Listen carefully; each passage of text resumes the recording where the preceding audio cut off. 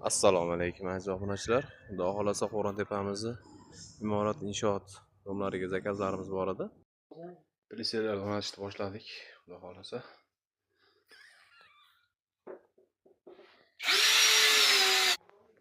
Xudo xolasa plitsalarni o'rnatib oldik. Endi keyingi xonalarga chiqamiz.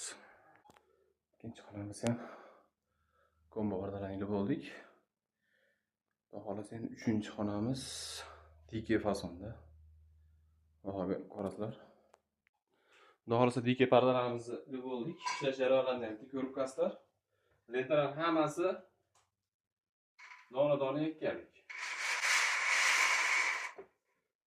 Balkonga chiqish eshigi bor.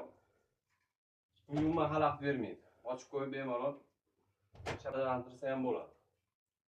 Ikki xil usulda yopiladi. Tungi va kunduzgi. Bunimiz tungi holatga keltiradi, bunimiz yorug'lik holatiga.